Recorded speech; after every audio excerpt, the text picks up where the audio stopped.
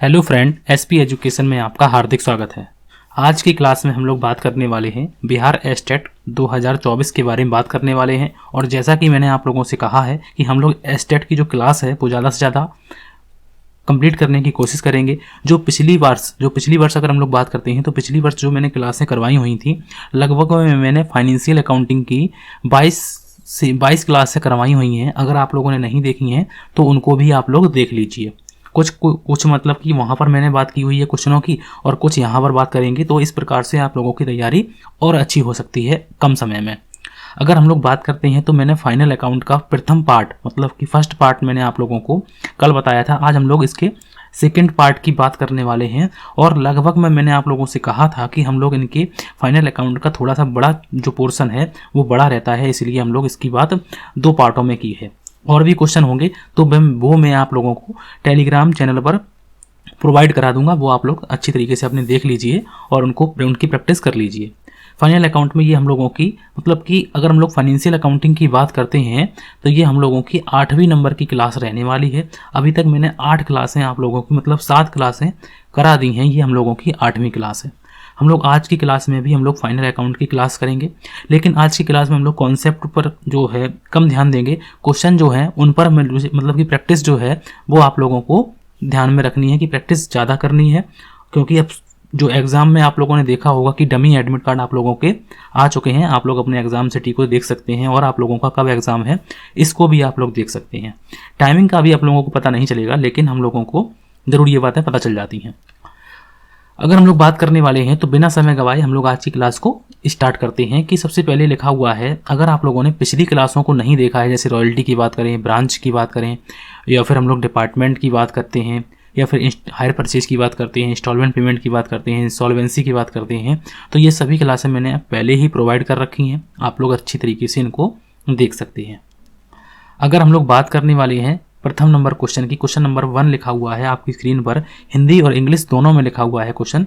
आप लोग इस बात से बेफिक्र रहिए कि मुझे हिंदी में दिखाते हैं, क्योंकि मैंने आप लोगों ने कमेंट किया था कि आप हिंदी इंग्लिश में भी बताइए, तो मैंने आप लोगों के लिए ये इंग्लिश में भी क्वेश्चन की टाइपिंग करवानी शुरू की है।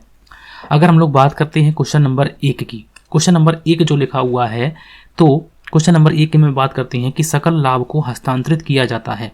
The gross profit is transmitted, मतलब कि हम लोग सकल लाभ जो है, सकल लाभ को हम लोग क्या बोलते हैं, सकल लाभ को हम लोग ग्रॉस प्रॉफिट बोलते हैं। और ग्रॉस प्रॉफिट जो है वो हम लोग ट्रांसफ़र किस में करते हैं, ट्रांसफ़र हम लोग किस में करते हैं ग्रॉस प्रॉफिट को, तो ये पूछा गया है।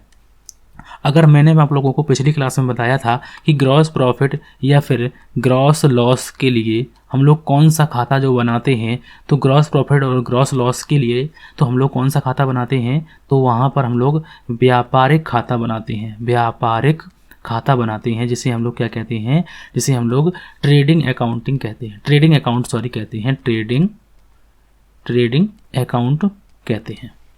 तो मैंने आप लोगों से क्वेश्चन पूछा है कि सकल लाभ को हस्तांतरित किया जाता है, किस समय हम लोग हस्तांतरित करते हैं, ग्रॉस प्रॉफिट ट्रांसमिटेड, तो इन प्रॉफिट एंड लॉस अकाउंट में उसको प्रॉफिट एंड लॉस में ट्रांसफ़र करते हैं, या फिर इन बैलेंस शीट मतलब बैलेंस शीट में उसको ट्रांसफ़र करते हैं, या फिर इन कैपिटल अकाउंट में पूंजी खाते में उसको ट्रांसफ़र करते हैं, या फिर नन ऑफ दीज में मतलब इनमें से कोई नहीं। तो सकल लाभ को हम लोग किस में हस्तांतरित करते हैं, लाभ हानि खाते में हस्तांतरित करते हैं, चिट्ठे में हस्तांतरित करते हैं, पूंजी खाते में हस्तांतरित करते हैं, या फिर इनमें से किसी में नहीं हस्तांतरित करते हैं। इसका सही आंसर जो है वो आप लोगों को बताना है। तो इसका जो सही आंसर है वो हो जाएगा कि सकल लाभ को हम लोग किस खाते में हस्तांतरित करते हैं, तो सकल लाभ को हम लोग लाभ हानि खाते के क्रेडिट साइड में दिखाते हैं। अगर साइड पूछी जाती है तो याद रखिए कि किस साइड में दिखाते हैं, किस साइड में दिखाते हैं, तो क्रेडिट साइड में दिखाते हैं। ठीक है, तो आगे बढ़ते हैं हम लोग, और आगे लिखा हुआ है क्वेश्चन नंबर 2, और क्वेश्चन नंबर 2 में लिखा हुआ है कि अदत्त व्यय, अगर हम लोग बात करते हैं अदत्त व्यय को आउटस्टैंडिंग एक्सपेंसेस कहते हैं।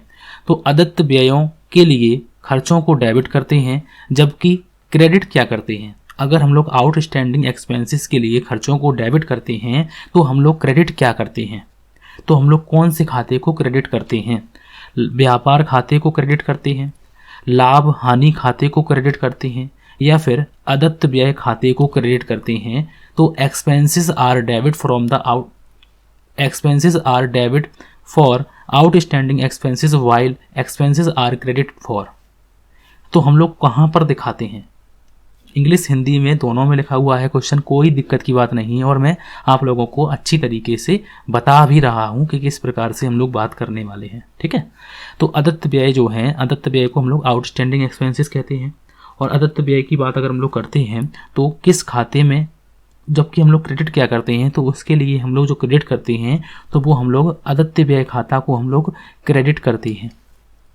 अदत्त व्यय खाता को हम लोग क्रेडिट करते हैं। जौन सा एक्सपेंसेस है, मान लो कि आउटस्टैंडिंग सैलरी अकाउंट, आउटस्टैंडिंग अगर सैलरी है तो हम लोग उसको आउटस्टैंडिंग सैलरी अकाउंट डेबिट, और टू में हम लोग क्या लिखेंगे, और टू में लिखेंगे आउटस्टैंडिंग एक्सपेंसेस अकाउंट। ठीक है, तो इसकी बात हम लोग जब हम लोग करेंगे ना तो आप लोगों को डिटेल में भी बताएंगे। फिलहाल क्वेश्चनों का आंसर हम लोगों ने दे लिया है कि इसका जो आंसर है हम लोगों का, जिसे हम लोग अनपेड एक्सपेंडिचर अकाउंट भी कह सकते हैं या फिर आउटस्टैंडिंग एक्सपेंडिचर अकाउंट भी कहते हैं। ठीक है, उसके बाद नेक्स्ट क्वेश्चन में लिखा हुआ है क्वेश्चन नंबर, अगर हम लोग 3 की बात करते हैं, और क्वेश्चन नंबर 3 में लिखा हुआ है कि मशीन पर अगर हम लोग हिरास काटते हैं, हिरास को बोलते हैं डेप्रिसिएशन। तो मशीन पर हिरास जो है, मशीन पर काटा गया हिरास डेबिट किया जाता है। मशीन पर अगर हम लोग हिरास काटते हैं तो हिरास को हम लोग क्या कहते हैं, हिरास को हम लोग डेप्रिसिएशन कहते हैं। हिरास को हम लोग क्या कहते हैं, तो हिरास को डेप्रिसिएशन कहते हैं।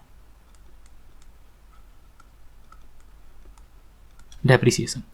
अब डेप्रिसिएशन का मतलब क्या होता है, तो इसके बारे में जब हम लोग संपत्तियों का मूल्य घटता है या उनमें कमी आती है तो उसको डेप्रिसिएशन कहते हैं। डेप्रिसिएशन का एक अलग टॉपिक है, डेप्रिसिएशन को एक अलग टॉपिक में पढ़ाते हैं। ठीक है, तो डेप्रिसिएशन की अगर हम लोग बात करने अगर हम चलते हैं तो डेप्रिसिएशन का बहुत बड़ा टॉपिक हो जाएगा, तो इसीलिए हम लोग अभी फिलहाल बात नहीं करेंगे। मशीन पर अगर काटा गया जो हिरास है, डेप्रिसिएशन किस प्रकार से निकालते हैं, डेप्रिसिएशन की कितनी विधियां होती हैं, जैसे स्थायी प्रवाह पद्धति होती है, क्रमागत पद्धति होती है, ऐसी बहुत सी विधियां होती हैं, तो ये भी पूछा जाता है, हो सकता है पूछा जाए। ठीक है, तो मशीन पर काटा गया जो हिरास है वो हम लोग किस खाते में डेबिट करते हैं, तो देखो डेप्रिसिएशन अगर हम लोग बात करते हैं तो संपत्ति के मूल्य में कमी, संपत्ति के मूल्य में कमी आना डेप्रिसिएशन। तो हम लोग डेप्रिसिएशन के बारे में कुछ बातें जान लेते हैं, जिससे आप लोगों को ये ना लगे कि हम लोग कब करेंगे, फिर अगर आज नहीं तो कब करेंगे। ठीक है, तो अगर हम लोग इसके बारे में जानते हैं, थोड़ा सा जान लेते हैं कि किसी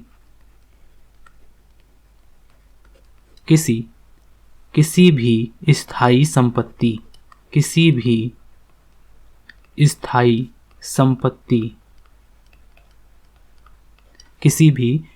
संपत्ति का निरंतर उपयोग करते रहने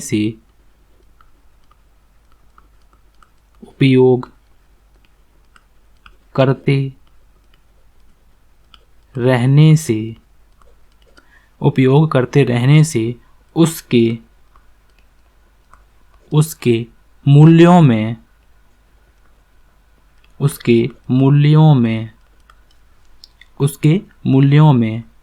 होने वाली कमी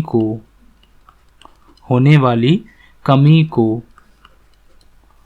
क्या कहते हैं, तो होने वाली जो कमी है उसे हम लोग हिरास कहते हैं। हिरास कहते हैं।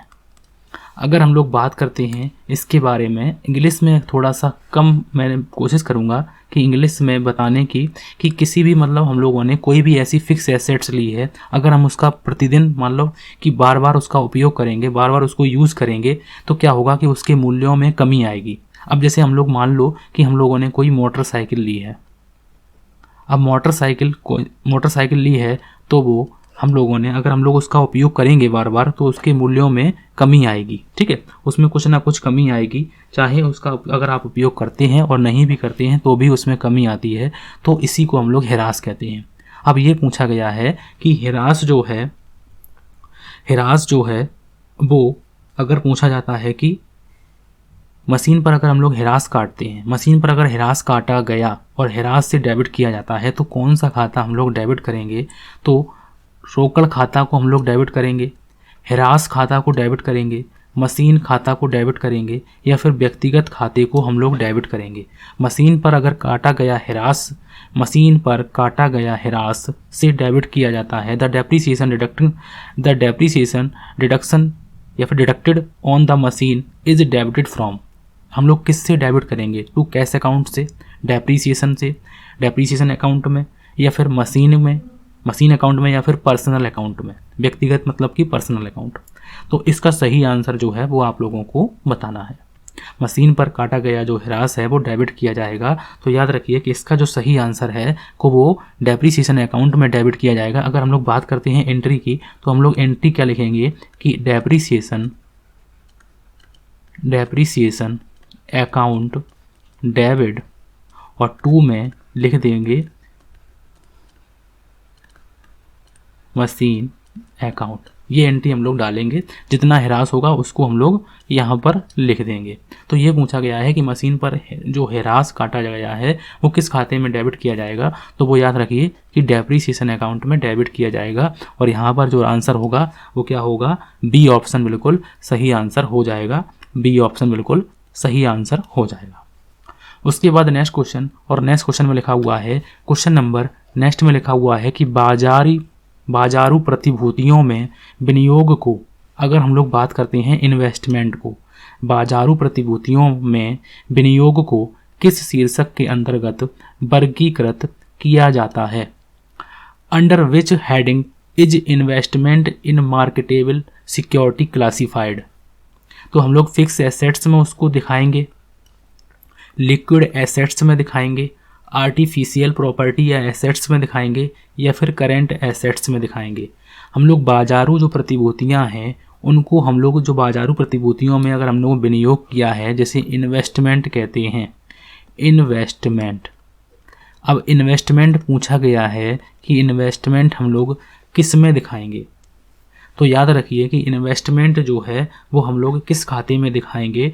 तो वो हम लोग तरल संपत्तियों में दिखाएंगे, लिक्विड एसेट्स में दिखाएंगे। और इसका जो सही आंसर होगा वो क्या होगा? बी ऑप्शन बिल्कुल सही आंसर हो जाएगा। तो इसका जो सही आंसर होगा कि हम लोग कहाँ दिखाएंगे? लिक्विड एसेट्स में दिखाएंगे, और इसका सही आंसर क्या हो जाएगा? बी ऑप्शन बिल्कुल सही आंसर हो जाएगा। उसके बाद नेक्स्ट क्वेश्चन, और नेक्स्ट क्वेश्चन में लिखा हुआ है, क्वेश्चन नंबर 5 की बात करते हैं, और क्वेश्चन नंबर 5 में लिखा हुआ है कि यदि डूबत ऋण समायोजन में दिया गया है, यदि डूबत ऋण जो है जिसे बात कहते हैं हम लोग बैड डेब्ट्स, अगर बैड डेब्ट जो है वो एडजस्टमेंट में दिया गया है तो लिखा जाएगा, तो वो कहाँ कहाँ लिखा जाएगा? या एक केवल लिखा जाएगा व्यापार खाते में, सॉरी ये व्यापार लिखा हुआ है, व्यापार खाते में, ठीक है, लाभ हानि खाते में तथा चिट्ठे में, या फिर चिट्ठे में केवल। तो if bad debts is given in adjustment then it will be written. तो इसे हम लोग कहाँ पर लिखेंगे?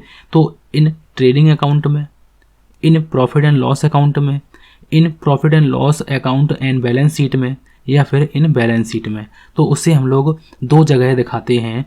यदि अगर समायोजन में दिया है, यदि समायोजन में दिया है तो याद रखिए कि समायोजन में अगर दिया है, समायोजन, ठीक है, समायोजन में अगर दिया है, एडजस्टमेंट जिसे कहते हैं, यदि एडजस्टमेंट में दिया गया है तो उसे हम लोग कहाँ दिखाएंगे? उसे 2 जगह पर दिखाते हैं, उसे 2 जगह पर दिखाएंगे। कहाँ कहाँ दिखाएंगे? एक दिखाएंगे लाभ हानि खाते में, लाभ हानि खाते में दिखाएंगे, और दूसरा दिखाएंगे हम लोग आर्थिक चिट्ठे में, आर्थिक चिट्ठे में दिखाएंगे। लाभ हानि को कहते हैं प्रॉफिट एंड लॉस अकाउंट, और आर्थिक चिट्ठे को कहते हैं बैलेंस शीट। तो दो जगह दिखाएंगे, प्रॉफिट एंड लॉस अकाउंट में और बैलेंस शीट में। इसका राइट आंसर क्या हो जाएगा? तो इसका राइट आंसर हो जाएगा सी ऑप्शन, बिल्कुल सही आंसर हो जाएगा। उसके बाद नेक्स्ट क्वेश्चन, और नेक्स्ट क्वेश्चन में लिखा हुआ है, क्वेश्चन नंबर 6 में लिखा हुआ है कि एक व्यापारी के 5,000 के देनदार हैं। एक व्यापारी के 5,000 के देनदार हैं और संदिग्ध ऋण कोष जो है वो 10% है। तो देनदारों पर 5% कटौती जो है वो संचय होगा, वो कितना होगा ये बताना है। 5,000 के देनदार हैं, संदिग्ध ऋण कोष जो है वो 10% है और देनदारों पर जो कटौती की दर है वो 5% कटौती संचय करनी है। तो इसका जो सही आंसर है कि जो कटौती संचय है उसकी राशि की, मतलब कि वो अमाउंट पूछी गई है। तो इंग्लिश में भी लिखा हुआ है कि a businessman has debtors of 5,000 if doubtful debts fund is 10%, then 5% reduction on the debtors will be emulated. मतलब कि इसको सही आंसर जो है वो बताना है आप लोगों को। देनदारों में से जो 5% जो कटौती संचय है वो करेंगे तो वो कितना होगा। तो एक्यूमुलेटेड करके आप लोगों को बताना है कि इसका सही आंसर क्या हो जाएगा। इसका सही आंसर 225 होगा, 250 होगा, 275 होगा या 750 होगा। तो इसको हम लोग जब सॉल्व करेंगे तो इसको सॉल्व करने के लिए हम लोग क्या करेंगे, सबसे पहले तो हम लोग देनदार देखेंगे और देनदार को क्या कहते हैं, इंग्लिश में कहते हैं डेप्टर्स। ठीक है, तो इसको हम लोग देनदार को क्या कहते हैं, डेप्टर्स कहते हैं। अब डेप्टर्स कितने के दिए हैं, तो डेप्टर्स दिए हैं 5,000 के। तो डेप्टर्स कितने के दिए हैं, 5,000 के। अब संदिग्ध ऋण जो कोष है, अगर हम लोग डाउटफुल डेब्ट फंड की बात करते हैं तो सबसे पहले हम लोग इसमें से लेस करेंगे डाउटफुल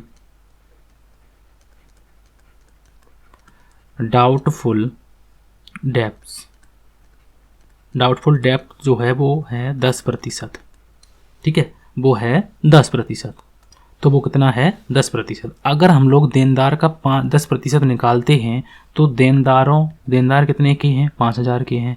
और 5,000 का अगर हम लोग 10% निकालेंगे तो आएगा हम लोगों का 500। तो हम लोग इसमें से जब 500 माइनस करेंगे तो ये हम लोगों के आ गए 4500। अब इसमें से देनदारों में कटौती कितनी है, तो इसमें से हम लोग लेस करेंगे डिडक्शन। अब डिडक्शन कितनी है, और डिडक्शन है 5%। अब 5% है तो 4500 का अगर हम लोग 5% निकालते हैं, 5% अगर हम लोग निकालते हैं तो आएगा हम लोगों का 25 और 5 को 20, 2 22। तो हम लोगों का कितना आ जाएगा, 225। तो यही राशि आप लोगों से पूछी गई थी कि जो 5% की जो राशि है वो कितनी होगी। तो इसका जो सही आंसर है वो क्या हो जाएगा, तो इसका सही आंसर हो जाएगा ए ऑप्शन, बिल्कुल सही आंसर हो जाएगा। इसी प्रकार से क्वेश्चन पूछे गए हैं और पूछे जा सकते हैं। ठीक है, ये मत सोचिए कि सिर्फ न्यूमेरिकल ही आएंगे, या सिर्फ थ्योरी ही आएंगे, थ्योरी भी आएंगे और हो सकता है 2 न्यूमेरिकल भी आप लोगों को देखने को मिल सकते हैं। ठीक है, तो ज़्यादा से ज़्यादा थ्योरी पर कमांड कीजिए और 1-2 न्यूमेरिकल भी इनको ऐसे ही आप लोगों को पहली बात आते होंगे, ये पूरी उम्मीद है। ठीक है, उसके बाद नेक्स्ट क्वेश्चन, और नेक्स्ट क्वेश्चन में लिखा हुआ है, ये भी क्वेश्चन हम लोग लगाएंगे और क्वेश्चन नंबर ये लिखा हुआ है 7 नंबर, कि एक व्यापारी के जो 31 दिसंबर 2017 को देनदार जो हैं वो 10,000 के हैं। ठीक है, देनदार का मतलब होता है डेप्टर्स, और डेप्टर्स एक व्यापारी, एक बिजनेसमैन हैज़ डेप्टर्स ऑफ 10,000। ठीक है, ऑन 31 दिसंबर 2017। गत वर्ष का अगर हम लोग बात करते हैं कि लास्ट ईयर, गत वर्ष का जो है वो अप्राप्त ऋण कोष को कहते हैं बैड डेब्ट्स रिजर्व। तो ये लिखा हुआ है कि last year bad debts reserve is 500 rupees. ठीक है, तो ये कितना है, वो है 500 रुपीज़। और इस वर्ष का जो कोष है वो है 500 रुपये। ठीक है, इस वर्ष का जो कोष है वो कितना रखना है, वो भी 500 रखना है। अतः लाभ हानि खाते में होगा, तो हम लोग लाभ हानि खाते में कितना जो है वो लिखेंगे, ये पूछा गया है। तो therefore in profit and loss account there will be, तो हम लोग क्या लिखेंगे लाभ हानि खाते में, कितनी अमाउंट लिखेंगे, ये लिखा हुआ है डेबिट। ठीक है, ये ऑप्शन में लिखा हुआ है डेबिट। तो इसका सही आंसर जो है वो बताना है। तो इसका जो सही आंसर होगा तो वो किस प्रकार से होगा, इसको हम लोग देख लेते हैं। तो इसमें जो है ना तो 500 हम लोग डेबिट करेंगे, ना ही 500 क्रेडिट करेंगे, ना ही 1000 डेबिट होंगे। यहाँ पर जो आंसर होगा हम लोगों का डी ऑप्शन बिल्कुल सही आंसर हो जाएगा, नथिंग। ठीक है, तो इसलिए आप लोगों ने बिल्कुल सही आंसर लगाया है डी ऑप्शन। ठीक है, उसके बाद नेक्स्ट क्वेश्चन में लिखा हुआ है क्वेश्चन नंबर, अगर हम लोग ना 8 की बात करते हैं, क्वेश्चन नंबर 8 में लिखा हुआ है कि पूंजी से घटाया जाता है। पूंजी से हम लोग किसको घटाते हैं? पूंजी से हम लोग क्या घटाते हैं? सकल लाभ को घटाते हैं, सकल हानि को घटाते हैं, शुद्ध लाभ को घटाते हैं, या फिर शुद्ध हानि को घटाते हैं। तो पूंजी से हम लोग क्या घटाते हैं? Is deducted from capital. हम लोग is deducted from capital gross profit को घटाते हैं, ग्रॉस लॉस को घटाते हैं, नेट प्रॉफिट को घटाते हैं, या फिर नेट लॉस को घटाते हैं।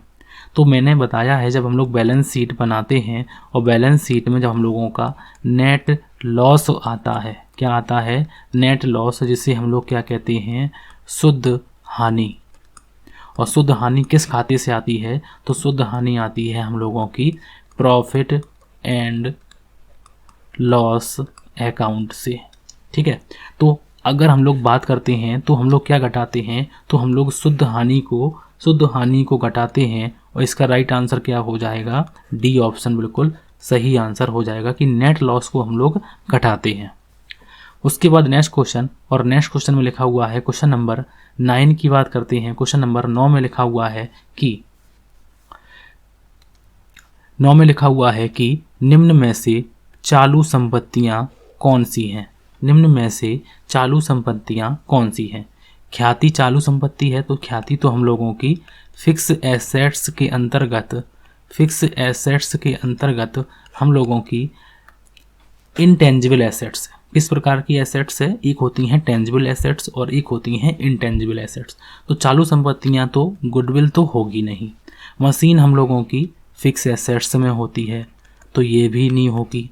बैंक बैलेंस फर्नीचर हम लोगों का फिक्स एसेट्स में होता है, ये भी हम लोगों का फिक्स एसेट्स है। तो हम लोगों का जो बैंक बैलेंस है रोकड़, या फिर अगर हम लोग बैंक बैलेंस की बात करते हैं तो ये हम लोगों की करंट एसेट्स होती हैं। करंट एसेट्स हम लोगों की ये होती हैं। तो इसका राइट आंसर क्या हो जाएगा? तो which of the following are current assets? Goodwill हम लोगों की करंट एसेट्स है, मशीन, बैंक बैलेंस, या फिर फर्नीचर। तो इसका जो सही आंसर है वो है सी ऑप्शन, बिल्कुल सही आंसर हो जाएगा।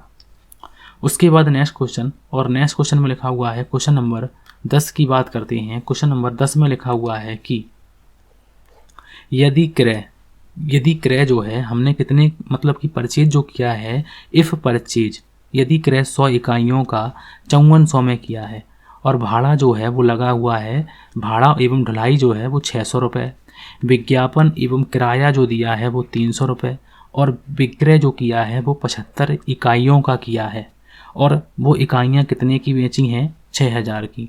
तो अंतिम रहतिया का मूल्य पूछा गया है, अंतिम रहतिया का मूल्य होगा, ये पूछा गया है। देखो सिंपल सी बात ये है कि इफ़ परचेज, अगर हम लोग इंग्लिश में भी पढ़ लेते हैं कि इफ़ परचेज 100 यूनिट खरीदे हैं, और वो कितने के परचेज किए हैं? 5400 रुपये के। और फ्रेट एंड ट्रांसपोर्टेशन चार्जेस जो लगे हैं वो 600 रुपये लगे हैं, और एडवर्टाइजमेंट एंड रेंट आर 300 रुपये, मतलब कि एडवर्टाइजमेंट का और रेंट का जो रुपये दिया है वो 300 रुपये दिया है। एंड सेल 75 यूनिट, और वो कितने की बिकी है? 75 यूनिट सेल किए हैं और वो 6000 के बिके हैं। Then the value of the final stock will be, ये पूछा गया है कि क्लोजिंग स्टॉक की वैल्यू बता दीजिए। क्लोजिंग स्टॉक की वैल्यू बतानी है। तो इसका सही आंसर जो है वो आप लोगों को बताना है। इसका सही आंसर क्या हो सकता है? तो हम लोग अगर देखते हैं कि हम लोगों ने कितने यूनिट खरीदे हैं, 100 यूनिट खरीदे हैं, लेकिन खरीदे कितने के हैं? तो वो खरीदे हैं 5400 रुपये के। लेकिन याद रखिए कि 5400 रुपये सिर्फ परचेज प्राइस है। अगर उसको हम उसमें भाड़ा को ऐड करें, 5400 रुपये आप लोगों ने 5400 रुपये हम लोगों ने किस पर खर्च किए हैं, तो 5400 रुपये हमने 100 यूनिट पर खर्च किए हैं और उन यूनिट को लाने में हमारे पास हमारा जो भाड़ा खर्च हुआ है, ट्रांसपोर्टेशन जो खर्च हुआ है वो 600 रुपये। अगर हम इन 100 यूनिट की लागत देखते हैं, अगर हम लोग लागत देखते हैं, लागत, और लागत को हम लोग क्या कहते हैं, कॉस्ट कहते हैं, और कॉस्ट अकाउंटिंग में आप लोगों को पढ़ा चुका हूँ, ठीक है। तो ये हम लोगों का हो गया 6000 रुपये। अगर हम लोग एक यूनिट की बात करते हैं, देखो 100 यूनिट हमने खरीदे हैं और कितने के आए हैं, 6000 के। अगर हम एक यूनिट की बात करते हैं तो 6000 में अगर हम 100 का भाग दे देते हैं तो हम लोगों का एक यूनिट का जो रेट है वो निकल के आ जाएगा कि हमने 60 रुपये में हमें ये यूनिट मिला है, ठीक है। अगर हम लोग यहाँ पर ध्यान से देखते हैं कि हमने 100 यूनिट खरीदे थे, उसमें से हमने बेच कितने दिए हैं, सेल कितने कर दिए हैं, 75 यूनिट। तो हम लोगों के रहे कितने यूनिट, 25 यूनिट हम लोगों के पास हैं। तो क्लोजिंग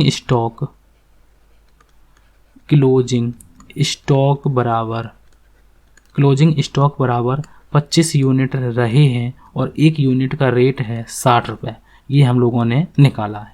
अगर हम लोग इनका मल्टीप्लाई कर देते हैं तो 0 तो हम लोगों का आएगा और 25 छिक्का अगर हम लोग बात करते हैं तो ये होता है 150। तो हम लोगों का क्लोजिंग स्टॉक का वैल्यू जो निकल के आएगा, अगर क्लोजिंग स्टॉक यूनिट में पूछा जाता है तो वो 25 है, अगर वैल्यू में पूछा जाता है, उसकी मूल्य पूछे जाते हैं तो आंसर हो जाएगा ए ऑप्शन, मतलब 1500 रुपये इसका सही आंसर हो जाएगा। इसी प्रकार से आप लोगों से हो सकता है 1-2 क्वेश्चन पूछ लिए जाएँ। उसके बाद नेक्स्ट क्वेश्चन, और नेक्स्ट क्वेश्चन में लिखा हुआ है क्वेश्चन नंबर, अगर हम लोग बात करते हैं 11 नंबर की, क्वेश्चन नंबर 11 में लिखा हुआ है कि वित्तीय विवरणों का मुख्य उद्देश्य ज्ञात करना होता है।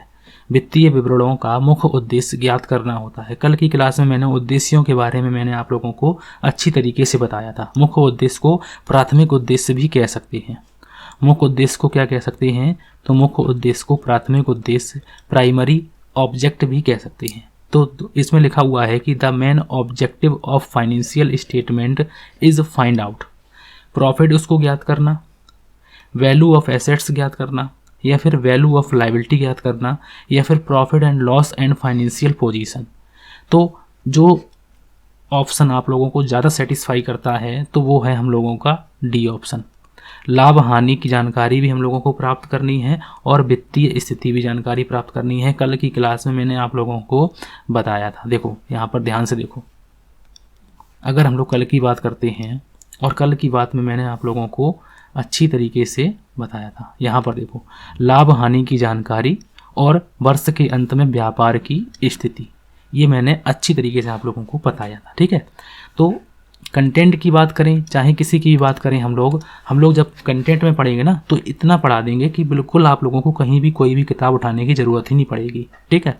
कहीं भी आप लोगों को जाना भी नहीं पड़ेगा, आराम से आप लोग अपने घर पर सेल्फ स्टडी करके भी एग्ज़ाम को आराम से निकाल सकते हैं, कोई दिक्कत की बात नहीं है। इसका राइट आंसर क्या हो गया, डी ऑप्शन, ठीक है। उसके बाद नेक्स्ट क्वेश्चन, और नेक्स्ट क्वेश्चन में लिखा हुआ है 12 नंबर में कि वित्तीय विवरण बनाया जाता है। वित्तीय विवरण को कहते हैं financial statement. Financial statement are prepared by, कब बनाया जाता है, कैलेंडर वर्ष के अंत में, वित्तीय वर्ष के अंत में, लेखांकन वर्ष के अंत में, या फिर प्रत्येक दीपावली पर। लिखा हुआ है कि financial statement are prepared by at the end of the calendar year, at the end of the financial year, या फिर at the end of the accounting year, या फिर एवरी दिवाली। इसका सही आंसर जो है वो आप लोगों को बताना है। तो इसका जो सही आंसर है वो आप लोगों ने भी बिल्कुल सही आंसर लगा लिया होगा कि इसका सही आंसर क्या हो जाएगा कि वित्तीय विवरण जो हम बनाते हैं वो लेखांकन वर्ष के अंत में बनाते हैं, कि eight the end of the accounting year. तो इसका सही आंसर क्या हो जाएगा, डी ऑप्शन। देखो अवधि की बात करते हैं, अगर हम लोग ईयर्स की बात करते हैं तो ईयर जो होती हैं, एक हम लोगों की ये भी अवधारणा है कि अवधि की अवधारणा, अगर हम लोग बात करते हैं, आप लोगों ने सुनी होगी कि अवधारणाएं भी मैं आप लोगों को अच्छी तरीके से पढ़ाऊंगा कि अवधारणाएं, अवधि की अवधारणा, अवधि की अवधारणा में जो एक बात कही गई है कि अवधि की अवधारणा में कहा गया है कि दो प्रकार के वर्ष होते हैं। एक होता है हम लोगों का कैलेंडर वर्ष, एक होता है हम लोगों का कैलेंडर वर्ष जो 1 जनवरी को शुरू होता है और 31 दिसंबर को एंड होता है। और दूसरा जो वर्ष होता है उसे कहते हैं वित्तीय वर्ष। वित्तीय वर्ष, और वित्तीय वर्ष 1 अप्रैल को शुरू होता है और 31 मार्च को एंड होता है। तो अवधि की अवधारणा में यही कहा गया है। एक एक अवधारणाएं भी आप लोगों को बताएंगे, ठीक है। तो इसका फिलहाल आंसर क्या हो जाएगा, डी ऑप्शन बिल्कुल सही आंसर हो जाएगा।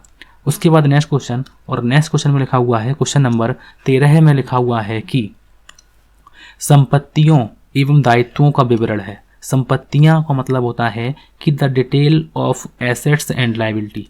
एसेट्स एंड लायबिलिटी देखा होगा आप लोगों ने कि एसेट्स हम लोग देखो जब बैलेंस शीट बनाते हैं तो बैलेंस शीट में जब हम लोग पक्ष बनाते हैं, साइड्स बनाते हैं, तो बैलेंस शीट में हम लोग 2 साइड होती हैं। एक होती है हम लोगों की लायबिलिटी पक्ष, जिसे लायबिलिटी साइड कहते हैं, लायबिलिटी। फिर उसके बाद हम लोग अमाउंट, फिर उसके बाद हम लोग एसेट्स को, और फिर उसके बाद हम लोग अमाउंट का कॉलम। इस प्रकार से हम लोग बनाते थे, लेकिन अब वर्तमान में हम लोग इस प्रकार से बैलेंस शीट नहीं बनाते हैं। कंपनी अधिनियम 2013 के जो लागू होने से हम लोग अब बैलेंस शीट को एक नए ढंग से बनाते हैं और नए तरीके से बनाते हैं। अब लायबिलिटी हम लोग पहले लिखते हैं और अब क्या लिखते हैं कि इक्विटी एंड लायबिलिटी। अब क्या लिखते हैं हम लोग, इक्विटी एंड लायबिलिटी। आप लोगों ने बनाई होगी इस प्रकार से बैलेंस शीट, ठीक है।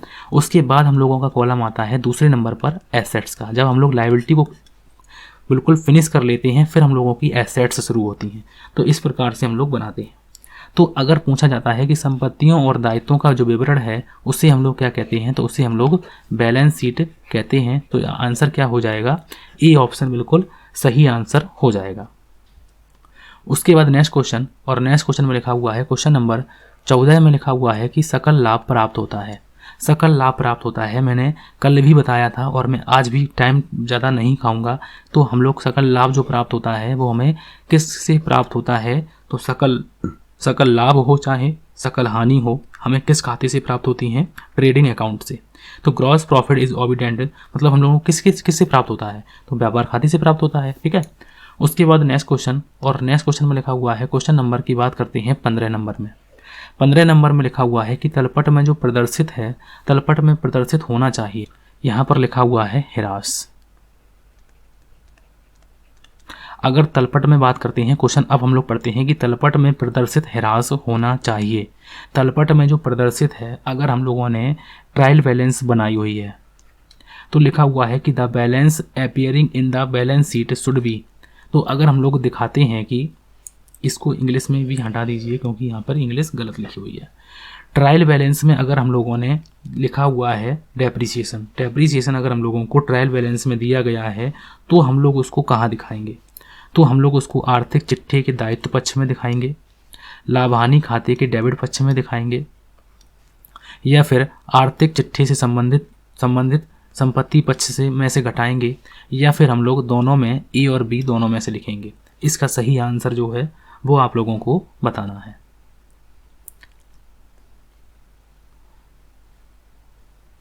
तो तलपट में अगर प्रदर्शित जो डेप्रीसिएशन है उसको अगर दिया गया है तो वो हम लोग कहाँ दिखाएंगे, तो वो हम लोग लाभ हानि खाते के डेबिट पक्ष में उसको लिखेंगे।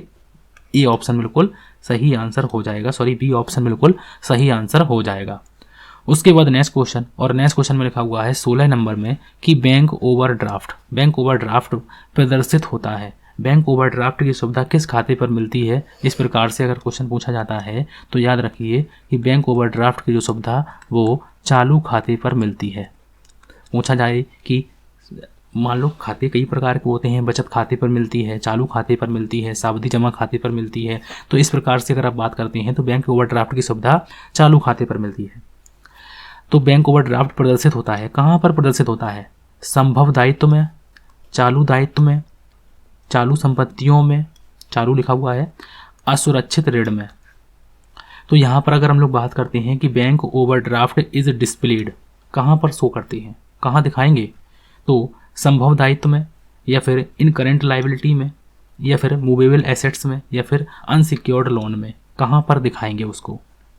तो इसका जो सही आंसर है वो बिल्कुल सही आंसर है कि उसे हम लोग करेंट लाइबिलिटी में दिखाएंगे और इन करेंट लाइबिलिटी। इसका सही आंसर क्या हो जाएगा कि हम लोग उसको कहाँ दिखाएंगे, बैंक ओवरड्राफ्ट को हम लोग करेंट लाइबिलिटी पक्ष में दिखाएंगे।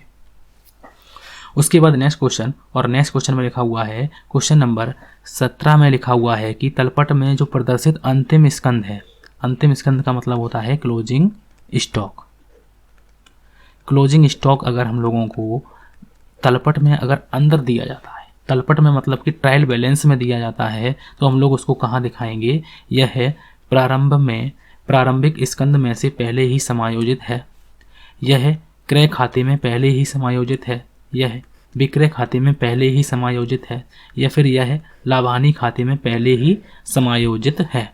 तो इसको हम लोग, इसका सही ऑप्शन जो है वो आप लोगों को बताना है। तो इसका सही आंसर जो है वो आप लोगों को बताना है। तो इसका जो सही आंसर है कि इसका सही आंसर क्या हो जाएगा कि अगर तलपट के अंदर अगर हमने क्लोजिंग स्टॉक दिया है तो वो पहले ही विक्रय खाते में पहले ही समायोजित है, इसीलिए हम लोग उसको ट्रेडिंग अकाउंट में ना दिखाकर कहाँ दिखाएंगे, उसको बैलेंस शीट में दिखाएंगे। कल ही मैंने बताया था आप लोगों को, ठीक है। उसके बाद नेक्स्ट क्वेश्चन, और नेक्स्ट क्वेश्चन में लिखा हुआ है, क्वेश्चन नंबर 18 की बात करते हैं कि अंतिम खाते में शामिल है। अंतिम खाते में कौन कौन से खाते शामिल होते हैं ये भी मैंने बताया था। संतुलन पत्र, संतुलन पत्र को कहते हैं बैलेंस शीट, बिल्कुल शामिल होती है। लाभ हानि खाता बिल्कुल शामिल होता है।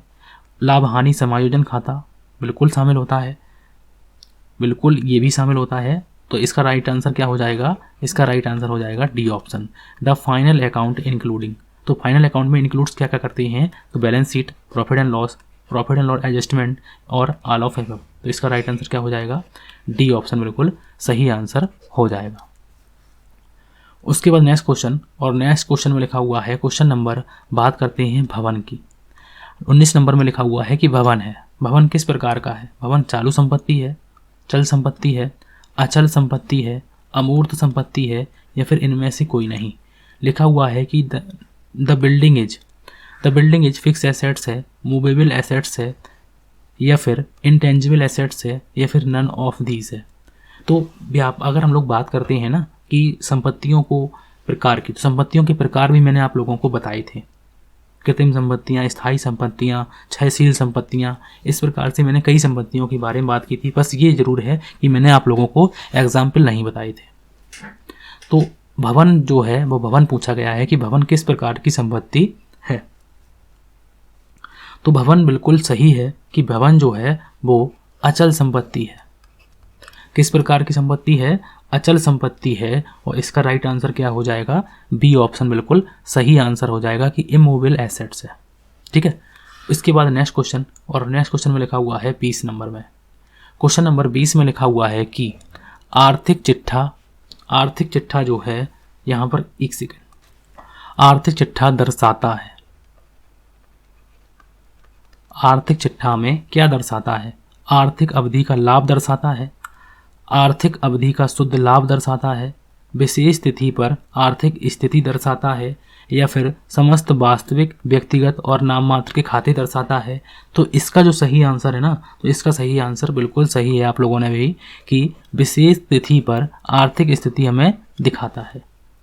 तो इसका राइट आंसर क्या हो जाएगा, इसीलिए हम लोग इसे क्या कहते हैं, आर्थिक चिट्ठा को स्थिति विवरण भी कहते हैं, स्थिति विवरण।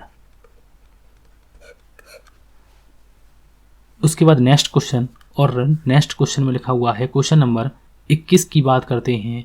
21 नंबर में लिखा हुआ है कि यदि रोकड़ जो है वो 10,000 है, ठीक है, स्थायी संपत्तियां 1,20,000 हैं, स्कंद जो है वो 60,000 है, और लेनदार जो है वो 60,000 के हैं, तो पूंजी क्या होगी। आप लोगों ने लेखांकन समीकरण पढ़ा होगा, लेखांकन समीकरण, अकाउंटिंग इक्वेशन की बात हम लोग करते हैं। तो लेखांकन समीकरण की अगर हम लोग बात करते हैं तो हम लोग करते हैं संपत्ति बराबर क्या होता है, संपत्ति बराबर होता है पूंजी प्लस दायित्व। अगर हम लोग इंग्लिश में बात करते हैं तो assets equal to capital plus liability. ठीक है, अब पूछा क्या गया है इसको भी देख लेते हैं। पूंजी पूछी गई है, पूंजी, तो पूंजी पर हम लोग लगा देते हैं क्वेश्चन मार्क। ठीक है, अब एसेट्स में देखते हैं कि एसेट्स में हम लोगों की रोकड़ आती है, बिल्कुल ठीक है, तो रोकड़ को हम लोग लिख लेंगे, रोकड़ को, और रोकड़ है हम लोगों की कैश जिसे कहते हैं, और कैश है 10,000 रुपये। ठीक है, स्थायी संपत्तियां जिन्हें हम लोग फिक्स एसेट्स कहते हैं, तो इनको भी हम लोग लिखेंगे स्थायी संपत्तियां। स्थायी संपत्तियां वो कितनी हैं, तो वो है 1,20,000। और क्या है स्कंद, इसे हम लोग चालू संपत्ति कह सकते हैं, तो ये है 60,000 रुपये, तो इसको भी हम लोग जोड़ लेंगे। तो ये संपत्तियों का अगर हम लोग योग करते हैं तो इनका योग हो जाएगा 1,90,000 रुपये। इन सभी का योग जो है, इन तीनों का योग जो मिलके हो गया वो कितना हो गया, 1,90,000 रुपये। कैपिटल हम लोगों से पूछा गया है, और लायबिलिटी जो है लेनदार दिया है वो दिया है 60,000 रुपये, तो इसको भी लिख देते हैं यहाँ पर 60,000 रुपये। अगर हम लोग बनाते हैं तो 1,90,000 एक तरफ है, बराबर का क्वेश्चन मार्क है, और यहाँ पर पूंजी की बात हम लोगों को करनी है, और प्लस में हम लोगों की दायित्व लिखे हैं 60,000 के। तो जब ये जो वैल्यू है ये यहाँ पर जाएगी तो 1,90,000 में से 60,000 माइनस होंगे, तो पूंजी बराबर कितनी आ जाएगी, तो वो आ जाएगी 1,30,000 रुपये। और यही 1,30,000 जो किसके बराबर हो जाएगी, पूंजी के बराबर हो जाएगी। और सी ऑप्शन बिल्कुल सही आंसर, सॉरी जो ए ऑप्शन लिखा हुआ है कि ए ऑप्शन यहाँ पर लिखा हुआ है ये ए बना हुआ। ठीक है, अगर हम लोग इंग्लिश में बात करते हैं तो इंग्लिश में हो सकता है कि ये मिसिंग है सवाल। ठीक है, तो कैश दिया है, इसको हम लोग इंग्लिश में भी कर देते हैं कि इंग्लिश में लिखी हुई है कैश, कैश दी है 10,000 रुपये। फिक्स एसेट्स जो दिए हैं वो 1,20,000 रुपये हैं। क्लोजिंग स्टॉक दिया है 60,000 रुपये, और क्रेडिटर्स दिया है 60,000 रुपये। तो पूंजी पूछी है, मतलब कैपिटल की वैल्यू पूछी है, तो इस प्रकार से हम लोग कर सकते हैं। ये क्वेश्चन यहाँ पर इंग्लिश में गलत लिखा हुआ है। ठीक है, उसके बाद नेक्स्ट क्वेश्चन, और नेक्स्ट क्वेश्चन की अगर हम लोग बात करते हैं, क्वेश्चन नंबर में लिखा हुआ है 22 में, और 22 नंबर में लिखा हुआ है कि तलपट जो है, तलपट है एक खाता है, एक कथन है, या फिर देनदार की सूची है, या फिर लेनदार की सूची है। तो इसका सही आंसर बताना है कि the trial balance is an account, A statement, या फिर लिस्ट ऑफ डेप्टर्स, या फिर लिस्ट ऑफ क्रेडिटर्स। तो याद रखिए कि इसका जो सही आंसर है, तो बिल्कुल सही आंसर है कि ये एक स्टेटमेंट है, जैसा कि मैंने अभी बताया है आप लोगों को कि इसे हम लोग विवरण कहते हैं। तलपट जो है वो हम लोग क्या कहते हैं, खातों का विवरण, जो खातों के शेषों का विवरण जो है वो हम लोग तलपट को कह सकते हैं।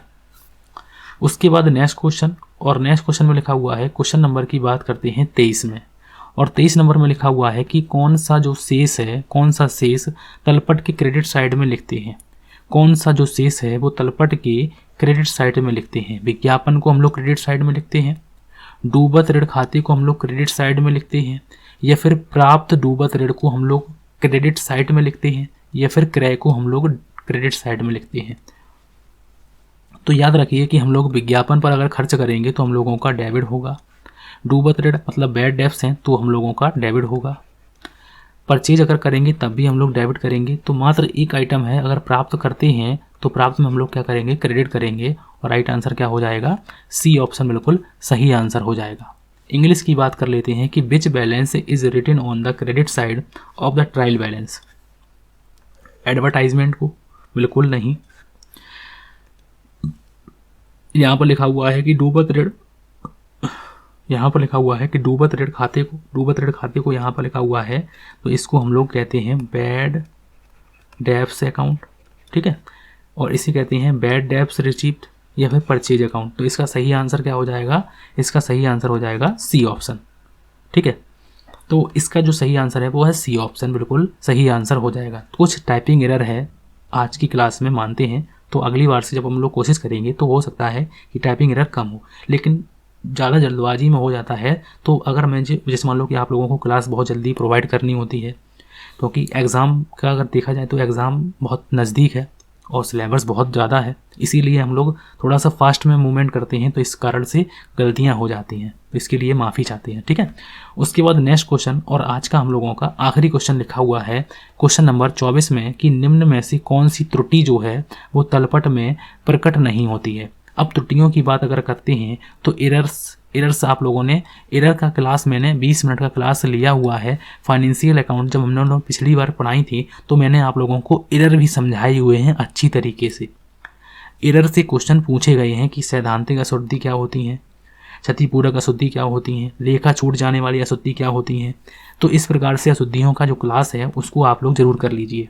अगर आप लोगों को फिर भी समझ में नहीं आता है तो आप लोग कमेंट कीजिए, मैं आप लोगों को दोबारा से बना के बताऊंगा। ठीक है, तो यहाँ पर बात करते हैं कि निम्न में से कौन सी जो त्रुटि है वो तलपट में प्रकट नहीं होती है। तो लेखा छूट जाने वाली अशुद्धि, क्षतिपूरक अशुद्धि या फिर सैद्धांतिक अशुद्धि प्रकट नहीं होती है। कौन सी अशुद्धि जो है वो तलपट में प्रकट नहीं होती है, तो इसका राइट आंसर है कि ये सभी जो है अशुद्धियाँ तलपट में प्रकट नहीं होती हैं, और राइट आंसर हो जाएगा डी ऑप्शन, बिल्कुल सही आंसर हो जाएगा। तो इसका जो सही आंसर क्या हो जाएगा, इसका जो सही आंसर हो जाएगा डी ऑप्शन, बिल्कुल सही आंसर हो जाएगा। अगर हम लोग बात करते हैं तो आप लोगों को अगर मैं एक इन्फॉर्मेशन देता हूं कि आप लोग अच्छी तरीके से अपनी कॉर्पोरेट अकाउंट की क्लास आप लोग अच्छी तरीके से कर सकते हैं, जो कि मैंने कराई हुई हैं पिछली बार से। एक सेकंड हम देख लेते हैं कि मैंने कितनी क्लासें आप लोगों की करवाई हुई हैं।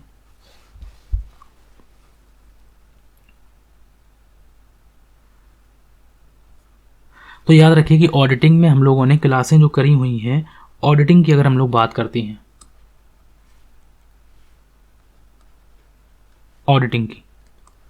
ऑडिटिंग में मैंने आप लोगों की 6 क्लासें अलग अलग ली हुई हैं। ठीक है, कॉर्पोरेट अकाउंट में मैंने आप लोगों की 16 क्लासें ली हुई हैं। कॉर्पोरेट अकाउंट में अगर हम लोग बात करते हैं, कॉर्पोरेट अकाउंट में तो मैंने आप लोगों की 16 क्लासें ली हुई हैं। इनकम टैक्स की अगर हम लोग बात करते हैं, इनकम टैक्स में बहुत ही जल्द आप लोगों को एमसीक्यू क्लास भी मिलेंगी। डिटेल में पढ़ना है तो आप लोग 20 क्लासें मैंने पहले ही कराई हुई हैं। अगर हम लोग बात करते हैं कॉस्ट अकाउंटिंग की, तो कॉस्ट अकाउंटिंग में मैंने आप लोगों की 21 क्लासें ली रखी हैं। अब बहुत ही जल्द आप लोगों के एमसीक्यू क्लास भी शुरू होने वाले हैं।